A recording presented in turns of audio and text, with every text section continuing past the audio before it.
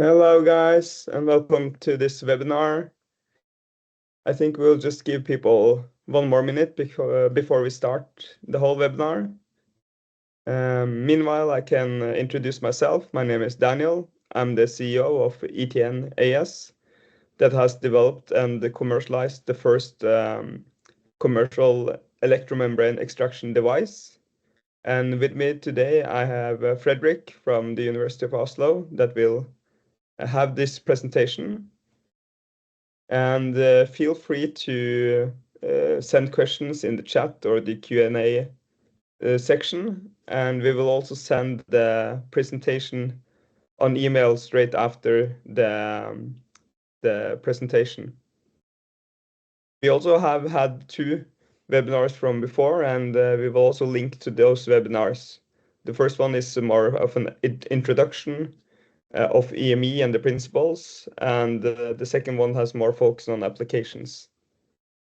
And this one, as you can see, is focused on the principle and practice of method development, but also we will give you some introduction on how the EME principle works and the advantages with this technique. Frederik, do you maybe just want to start introducing yourself? Yeah, sure. My name is Frederik André Hansen. I'm a PhD and now postdoc at the University of Oslo, and I do basic research on this technique called electromembrane extraction. So I will get to go through a bit of how you do method development and what parameters that are relevant. Should we go ahead, Daniel, or do you want to wait a few more minutes? I think it's fine that we just start. Yeah, then we begin. So what the plan is to go through today in this webinar is, first of all, to reiterate a bit about the principle and its advantages that we also have covered in the previous webinars. We also will just cover the instrument and the consumables before we go on to discuss the method parameters and how you go about developing and optimizing methods. And as Daniel mentioned, you're welcome to post your questions in the Q&A. So let's have a brief introduction to the principle.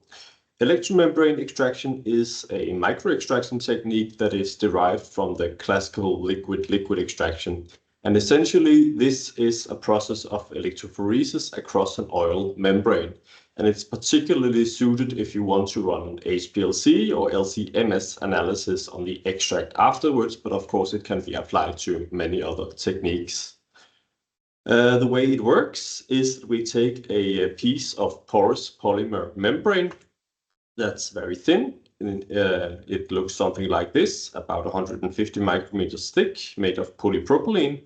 And then we put a small amount of water immiscible organic solvent into the pores of this membrane, where it will become immobilized by very strong capillary forces. So that forms what is called a supported liquid membrane, or SLM. We can then use this SLM to separate our sample from a clean acceptor solution, the sample being typically a complex matrix. We adjust the pHs of the sample and the acceptor solution to ionize the substances we are interested in extracting. So let's say we want to extract this basic substance, we can acidify the sample, and then we can apply an electric field across the SLM. So for example, if we place these solutions in conductive containers, we can apply a negative potential in the acceptor and a positive in the sample, and this will stimulate the migration of the substance through the SLM and into the acceptor solution. On the other hand, anionic matrix components will remain due to the electric fields, and neutral substances will not be affected by the electric field. So there may be some distribution into the SLM, but rarely they will come any further through. So this technique was invented in 2006 here at University of Oslo, and to date more than 500 scientific papers have been published on this. And the vast majority of work has been in the academic literature with home-built devices, but now we are very happy that you can actually buy commercial equipment which is provided by Extraction Technologies Norway, called ETN12, that we will see here. So what are the advantages of doing EME compared to other sample preparation techniques? Firstly, this is a one-step sample preparation technique, meaning that you can go from something as complex as, let's say, whole bloods or plasma samples in the sample to a neat, aqueous solution that you can inject directly onto your chromatographic system without having to do any of the filtration, centrifugation, evaporation steps that often are associated with sample preparation techniques.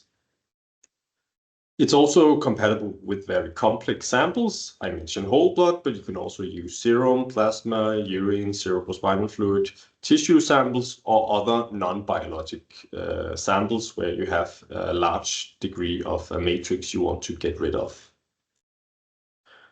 The technique offers selectivity based on both the analyte charge, that is by the electric fields, but also hydrophobicity, since that what kind of solvent we put into this SLM dictates what kind of substances are allowed to pass through. And this means we can control the selectivity quite well, and this gives us very pure extracts. This involves the complete discrimination of proteins and phospholipids that, for example, when you analyze blood, among the most troublesome components when you want to run LC-MS. Further, the technique is non-destructive, so you can, in theory, reuse your sample after extraction if you want to. You also have the ability to extract one or two unwanted matrix components away from the sample, and then you can reuse your sample for the actual analysis you want to do. Finally, the technique offers green and safe chemistry. Green in the sense that we use very little solvent, typically about 9 or 10 microliters. That is all the solvent you need to do one extraction.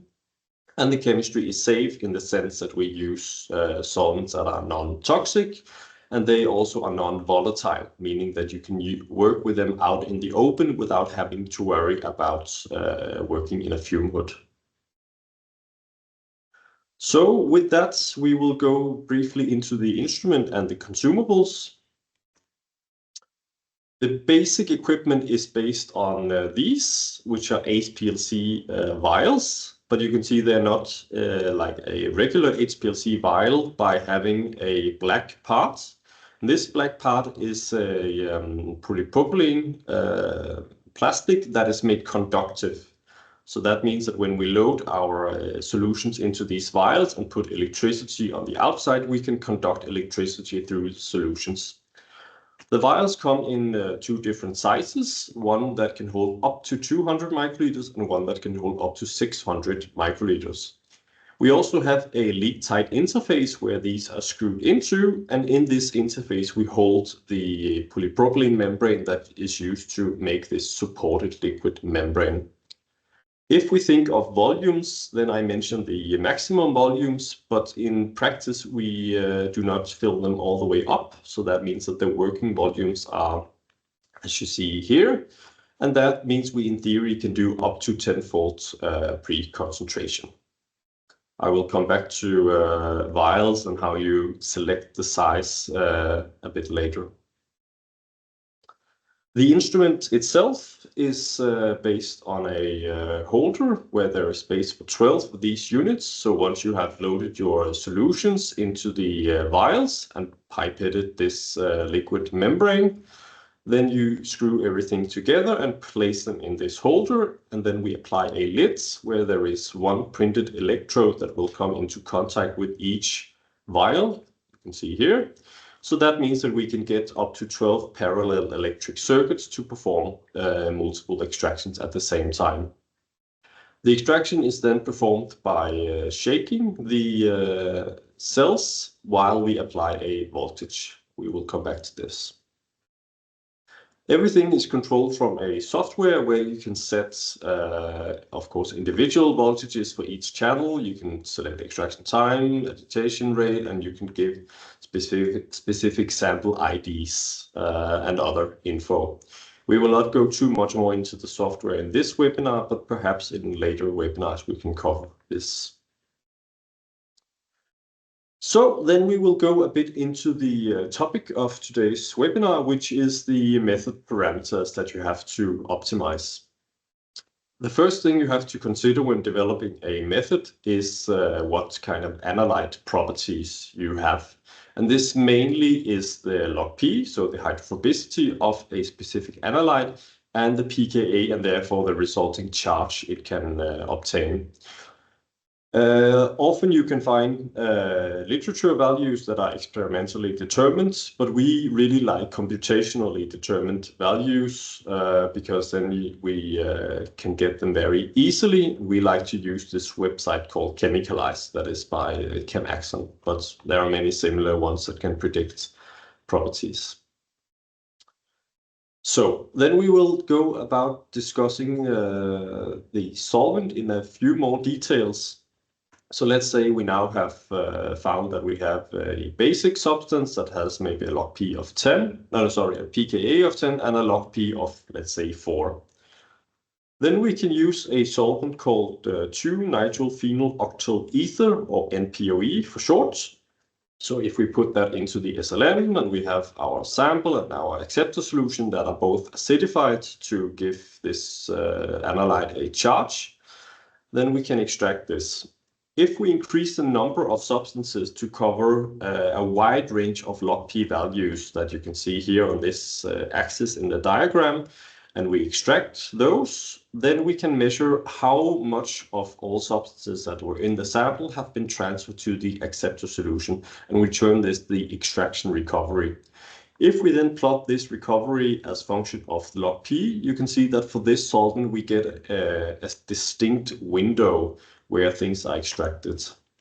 On the lower side of this window, we see that all the hydrophilic substances are not extracted, and on the hydrophobic side, all the, for example, lipids that would be present in a plasma sample are also not extracted.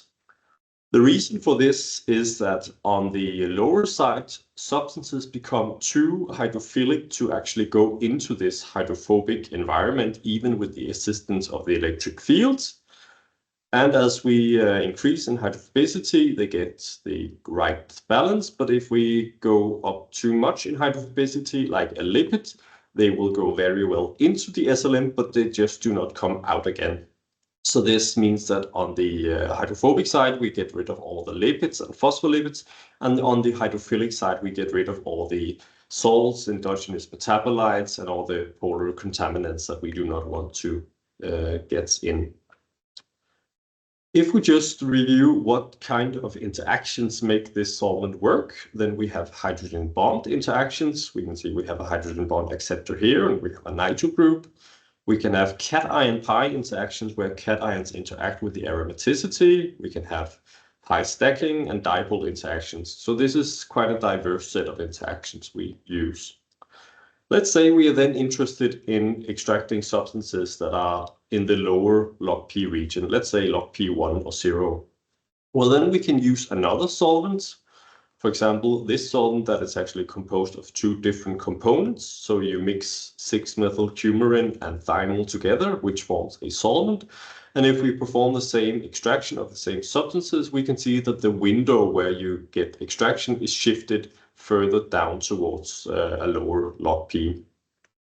So why is this? Well, the solvents here offer stronger hydrogen bond interactions, and they also offer hydrogen bond donor interactions. They also have strong pi-type interactions, still dipole, and then they are less hydrophobic than NPOE. So this means that we increase the interactions that we can offer, and we also lower the barrier of hydrophobicity that the solvent provides. But what if you want to go even further down? Well, then we can play with the last kind of interactions that we have not yet utilized, which is the ionic interactions. This is actually the strongest ones of the ones I have mentioned here. So we can add this component to the SLM. This is called DEHP for short, which is an alkyl phosphate that can be negatively ionized. And then this can form an ion pair with our positively charged basic substance. And then we can see if we add this to either NPOE or this other solvent, then we can shift their extraction windows further down. So especially with this solvent to the right, then we can really go down in a low log P value. I think I didn't mention this before, but of course, if you do not want to extract a basic substance but are interested in the acidic substance, well, then you just flip the electric potential, and also you may have to change the solvent you use depending on what kind of interactions it offers. We could spend a lot of time discussing solvents, but we have more parameters to get through. So therefore, I will for now refer you to these documents, 2 documents that are available on the ETN homepage. And then we also have a tutorial on how to operate conductive vial electromembrane extraction, which is published open access. So you can all access it even if you don't have a subscription. Once you have decided your liquid membrane solvent, then we have to consider the liquid membrane volume. Typically, we will operate with around 9 microliters, but you can work in a range of 6 to 10. This is generally applied in a slight excess, and this excess is typically applied towards the sample size. And we can see here, if we extract a similar number of substances, this time they are acidic, and we extract with a system called A1. Then we can see that the volume of solvent do not change too much the selectivity or the efficiency, but we get slightly better precision by using an optimal amount of solvent. This is quite typical for what you see the effect of liquid membrane volume is. Next, we have to consider the sample composition and the pH. So of course we need ionization of our analytes, and that means that we should operate with at least 1 pH unit below the pKa for a base and at least 1 pH unit above the pKa for an acid. Typically, when you have a complex sample, let's say it's plasma, we recommend a 1-to-1 dilution with a pH modifier to adjust the pH to where you need it to be. Unless, of course, sensitivity is an issue, then you can do a very small dilution with a very strong pH modifier to avoid too much dilution. One important thing is that you verify the pH after you have done this adjustment to make sure that it's what you think it should be, especially for matrices that have large buffer capacity like blood-based matrices. We often like to use good old-fashioned color indicator pH paper, which works very well to confirm pH within a, let's say, 0.5 unit of accuracy. So you don't have to dip your pH electrode into complex samples. One important thing is also that you limit the content of polar organic solvents that are present in the sample. This is because if you get too much, for example, methanol or citronitrile in your solutions, then it may begin to dissolve the organic solvent that is inside the SLM. But this depends a lot on what specific solvent you use. But as a general rule of thumb, we recommend that you should keep it below 10 to 15%. Another very important thing when it comes to sample pH is that will modulate the activity of ionic carriers, like, for example, this DEHP molecule I showed you before we use when we really want to extract polar substances. And this is because that this itself is an acid with a pH of around pKa of around 2. So that means if I am at the pKa, then this is more or less half ionized and half neutralized, so then it can form some ionic interactions with the polar cation. But if I increase my pH to 4, then this will be entirely ionized, and because of increasing solubility, it also leaks to a small extent into the sample, where it becomes more efficient for ion pair formation. And if we increase the pH all the way to 7, then it gets much greater solubility in the sample, and it can form ion pairs to a much greater extent. And this means that you get a very strong ion pair formation, which when you have very polar substances is an advantage. But if they're only moderately polar, then you can actually get so much interaction that they become trapped in the liquid membrane, which I will show an example of soon. We also have to mention that when you use these ionic carriers, then you also have to consider the sample matrix in combination with the pH. So what you see in this figure is contour plots resulting from a design experiment where we have extracted an aminoglycoside called streptomycin, which is an extremely polar molecule that can have up to 3 positive charges, meaning it can form very nice interactions with this ionic carrier. And we see here, if we extract in a pure buffer, then we can see that you get highest recovery, which is indicated by the red color at around pH 4.5 and a DHP concentration at about, let's say, 35.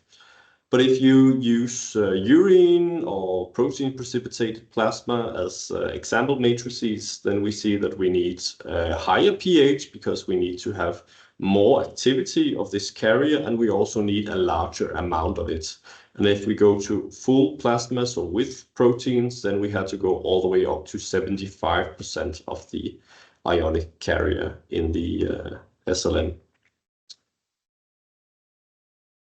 In terms of the acceptor solution, then you also have to, of course, have pH that gives ionization of your analyte here. We often recommend that you have a 20 to 100 millimolar of pH modifier. If you want to use mass spectrometry after the extraction, then we recommend volatile modifiers like formic or acetic acid if you want low pH, or ammonia if you want a high pH. Alternatively, if you're not too concerned about volatility, then hydrochloric acid and sodium chloride also work very well. We recommend here that you go to 2 to 3 units away from the pKa of the analyte, which is more than we recommend for the sample. And this is because that due to the electric fields, we will form what we call interfacial boundary layers, which is a very small layer near the SLM on the acceptor side that gets a local pH that is lower than that is higher than the bulk of the acceptor solution. I think we can come back to this phenomenon in later webinars, but this means that you should ideally select 2 to 3 units away from the pKa. And also, if you use this ionic carrier DHP, then the acceptor solution should be less than pH 2.5 in order to make sure that we shut off the ionization of this and release our substances into the acceptor. We may, in some cases, add organic solvent to the acceptor solution. This is dependent on the analytes of interest and also dependent on the SLM solvent. One example of this is if we extract the same 90 basic substances I showed you before, then we use regular 100 millimoles of formic acid as the acceptor, then we can get this window that is similar to what you saw before. But if you're interested in extracting the most hydrophobic substances, then you do not get very good results.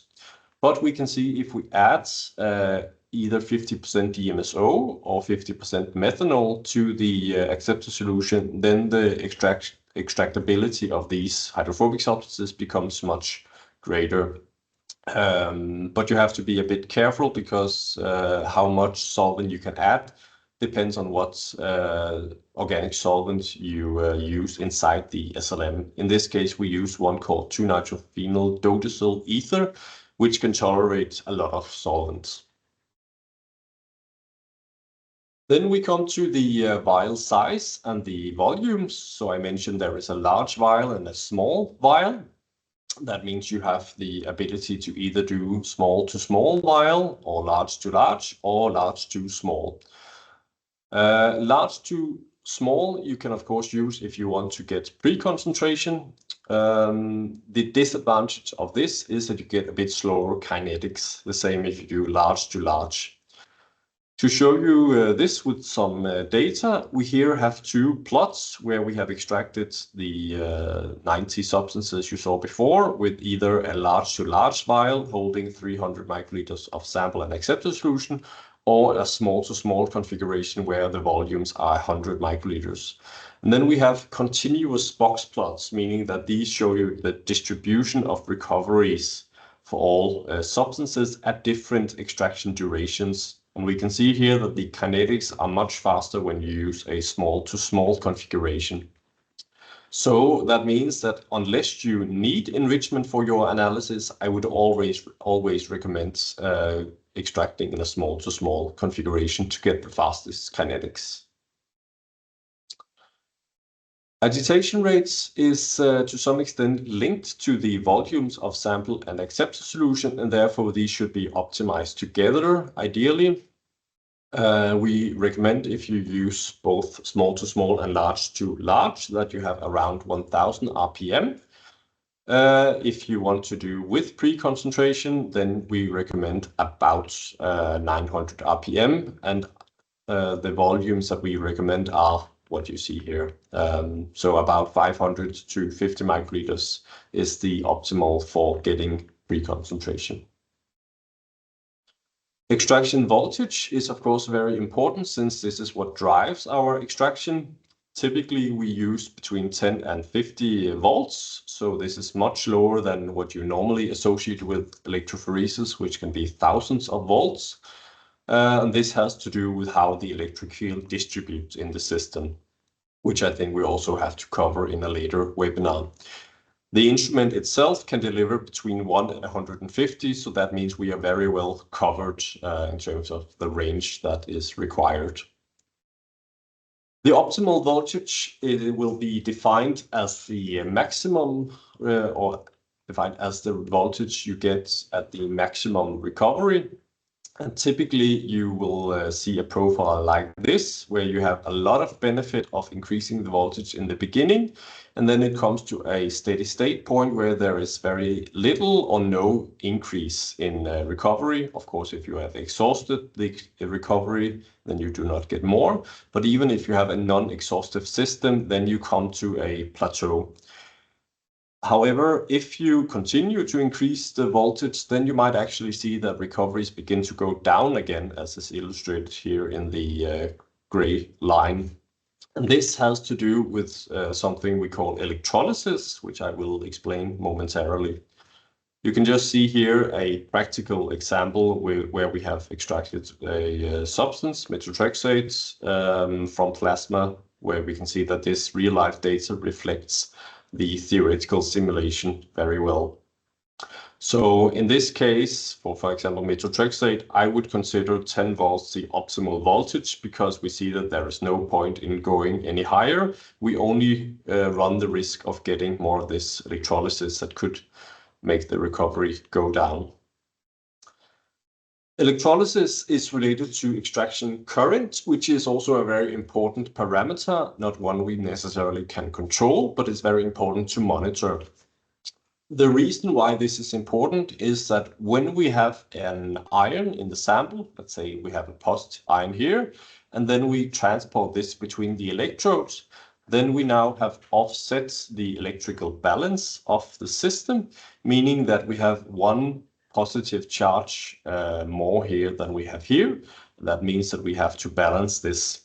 So we get a reaction where water is oxidized to H+, oxygen gas, and 2 free electrons. These electrons go through the wiring onto the other side, and then we have something to receive the electrons, which are H+ ions, and this forms hydrogen gas.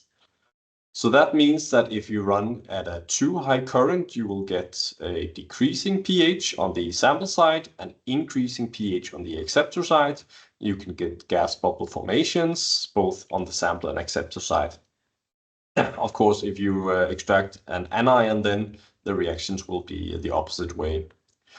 So if we just consider a basic substance still, and we remember we have to have a low pH in the acceptor, then we can see that pH might be decreasing. And if it decreases far enough, then we can ultimately lose the ionization of the basic substance, which means that it can go passively back into the organic solvent. And that is why you can see that recoveries may go down if you extract at a too high voltage. To avoid these problems, we recommend a current level of 50 microamperes, which is a very safe limit. In this case, the pH changes are very negligible. You do not even register them. And the gas formation is in a nanoliter or microliter level, so it is not something that affects the system. Because this potentially may be a problem, then the ETN12 instrument has a built-in function where the voltage of a channel is cut if the current exceeds 115 microamperes as a safe limit. To monitor the current, we of course record the level, and then we plot this against the extraction time, and then we get what we call a current profile. Typically, you will get a large current in the beginning, and then it decreases and forms a steady state level. Sometimes this level can be high, as we see here. Other times it goes far down. That depends on the solvent we use. The great thing about this is that it, quite similar to how you would use HPLC pump pressure, allows us to do online process monitoring. So this does not tell us how the extraction is going, if what we are looking to extract is extracted, but it tells us if something has gone wrong. For example, if you have no current, that is an indication that you have a missing solution. You maybe forgot to add the acceptor solution. And if the current is very high, then either the conditions you have selected are unsuitable, or it may be that the membrane is punctured if you were a bit if you did not take care when you prepared it. The software can record the current for all 12 positions at the same time and provides a plot where you can see here we have channels 1, 2, 3, 4, 5, and then 6 to 12 on the other side. And then there is a plot where you also can see everyone at the same time. Finally, we come to extraction time, which is the last parameter I will mention. Typically, extractions will be in a duration of 5 to 30 minutes. Occasionally, it may be up to 60 minutes, but that is on the long end of the spectrum. Similar to what we saw for voltage, then recoveries may decrease if you run too long extractions, which has the same explanation. We actually see that here for this streptomycin. So in this case, you would select 60 minutes as the optimal extraction time. If we run a simulation, then we can see here the mass balance, meaning what is the distribution of substance between the three phases. And we can see that the acceptor solution will first have nothing because there is a small breakthrough time. And then it increases rapidly before it forms a steady state, which is also what we see in the real life data. One thing to note is also that the larger sample volume you have, the longer the extraction time becomes, because it takes more time to empty this volume. Finally, I will just mention a bit about how you put all of this together. So one thing you can do if you want to try to have an easy start is to use our developed generic methods, which may allow you to skip the method development entirely. How this works is that you find the analyte charge and its hydrophobicity. So let's say it might be a hydrophobic base. Then you can find the appropriate generic system for this. And then if it's within the parameters, then it should work for the extraction.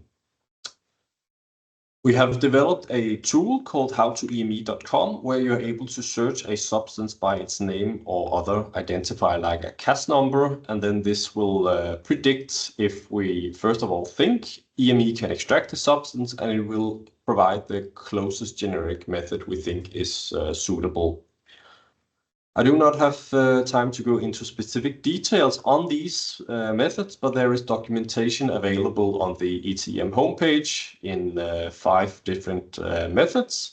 And there is also a supporting document that describes the liquid's membranes and solutions, and also how you go about method development. So in what order should you optimize these parameters? Generally, I recommend starting with the chemistry first. So that is the SLM solvent, and to some extent also the volume, and the pHs, because these control the charge. So this is chemistry-related properties. And then we optimize the physical parameters afterwards, like the acceptor volume, sample volume, agitation rate, extraction voltage, and extraction time in this order. This is if you do things one factor at a time. In many cases, the acceptor volume, sample volume, and agitation rate will be the same, that are optimal regardless of what substances or what method you use. So it's often that you do not have to optimize these if you have the optimized settings from before. And then the final thing I will mention is that you should optimize in the actual matrix that you want to run, because the matrix may affect what are the optimal parameters. Alternatively, you may also use a design of experiments and chemometric approach to do optimization. So why is this? First of all, the one factor at a time is a slow and resource intensive process. And second of all, one factor at a time cannot identify what we call interactions between parameters. And this is when the effect of one parameter is dependent on the setting of another parameter.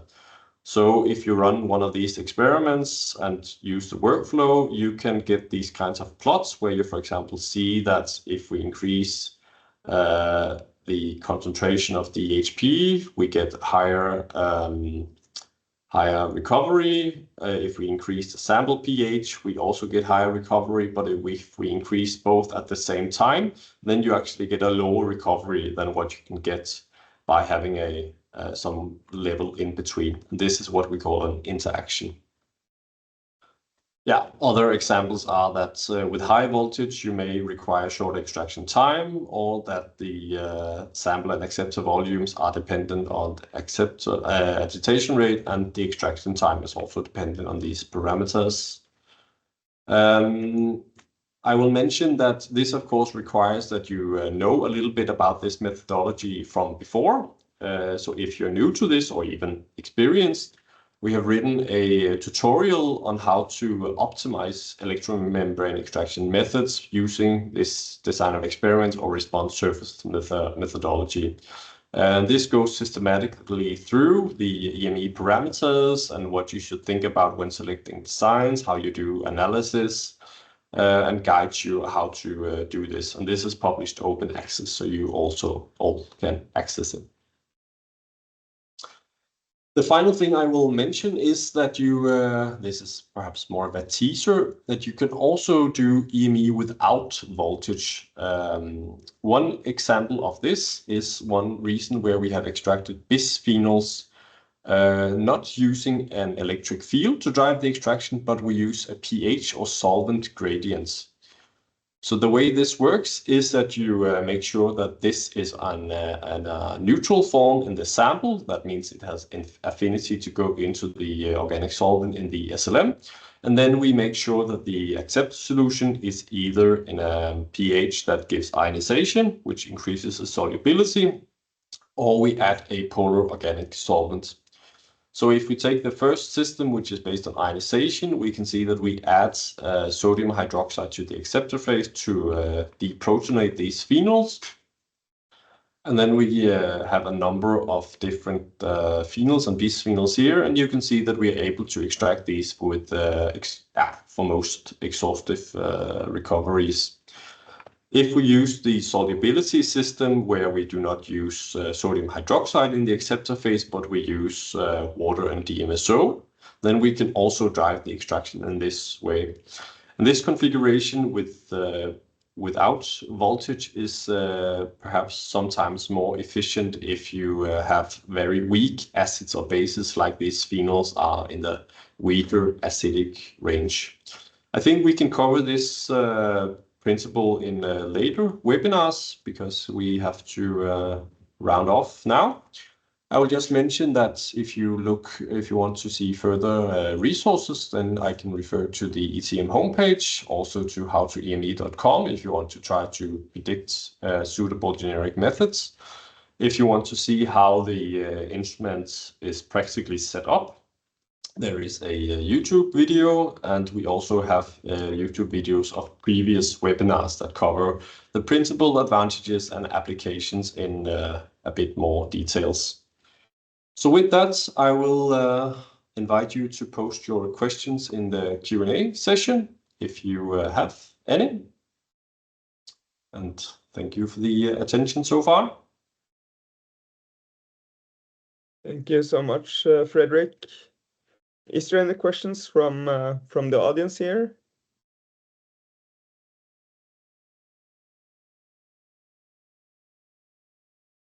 Seems like your message was clear and loud and clear, Frederik. Yeah, as mentioned, I will send the presentation to everyone that attended this webinar.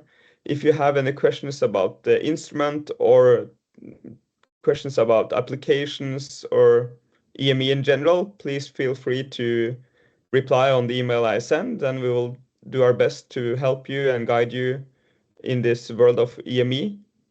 And yeah, we had 3 webinars this spring and summer, and we will, I assume, have 3 or 4 webinars for the fall and winter also. So please stay tuned if you want to see more about EME.